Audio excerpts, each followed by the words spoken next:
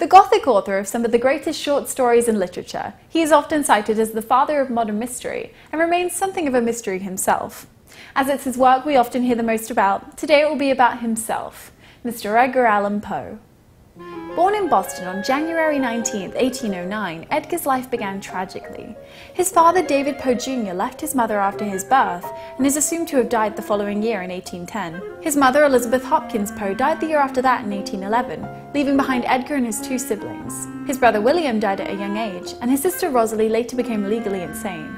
Edgar Poe was taken into the home of John Allan, a Scottish merchant in Richmond, Virginia.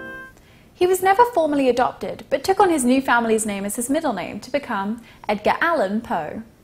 He lived in England between 1815 and 1820, attending Manor School at Stoke Newington, which would later become the setting for his story William Wilson. He returned to America to attend the University of Virginia in 1826, but was expelled after a year due to debts from gambling. In 1826, he became engaged to Almira Royster, but her parents broke the engagement. So, in 1827, Poe joined the US Army as a soldier under the name Edgar A. Perry.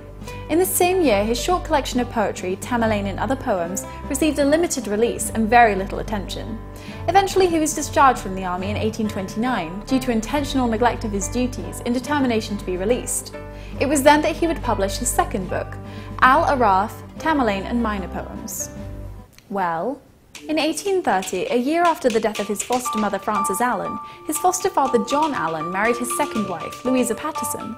This led to tension between Poe and Allan, which resulted in his foster father disowning him. In 1831, from New York, he released his third volume of poetry, Poems, which again received little attention. After his unsuccessful early attempts at poetry, he turned to prose and pursued his dream profession, owning and editing his own literary magazine.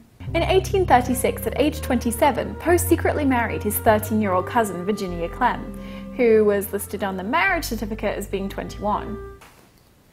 The narrative of Arthur Gordon Pym of Nantucket was published in 1838 and actually gathered some attention. But in 1839, Poe published Tales of the Grotesque and Arabesque, which made little money and again received mixed reviews. In June 1840, Poe established plans to start his own literary journal, The Stylus, based in Philadelphia, Pennsylvania. He originally wanted to name the publication The Pen, and even went to the extent of publishing adverts in papers announcing his decision.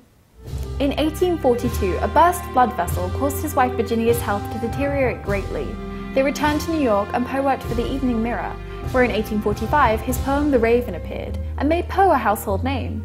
He was paid $9 for that publication. He became the editor and owner of the Broadway Journal, which collapsed in 1846, and the following year, Virginia had developed tuberculosis and died. Poe was devastated and wrote, "Deep in earth my love is lying, and I must weep alone." Poe had struggled for years with alcoholism and drug addiction. After the death of his wife, he developed erratic behavior and began to spiral downwards into depression and madness. He had a brief affair with poet Sarah Helen Whitman, attempted suicide in 1848, and in 1849 became engaged again to Almira Royster. It was in this year that Poe wrote his last complete poem, Annabel Lee, which revolved around Poe's favourite theme, the death of a beautiful woman, described by Poe as the most poetical topic in the world. Things got even worse, and in September 1849 he disappeared for 3 days after drinking at a party, on his way to visit his fiancée in Richmond, Virginia. Towards the end of the same month, he left Richmond on his way to New York, but never made it there. He was found a week later, delirious in Baltimore, and died soon thereafter in a hospital on October 7th at the age of 40. The circumstances of his death and why he was in Baltimore remain unknown. Poe never achieved the goal of having his own literary journal, and his life ended with as much tragedy as it had begun with. He is frequently portrayed in pop culture as a tormented character, yet one of the most influential and beloved writers in history. His work has been referenced in everything in nearly every form of media throughout the 20th century, holding its place in the academic world alongside the quintessential American classics. Every January in remembrance, an anonymous black-clad figure with a silver-tipped cane visits the Westminster Hall and Burying Ground in Baltimore, Maryland, where Poe's remains are buried. In the early hours of the morning, they raise a cognac toast, and still today, the Poe toaster leaves 3 red roses and half a bottle of Martell on the grave. The anonymity and act of the toaster has never been interfered with, assumingly out of respect for the tradition, and also perhaps for the mystery.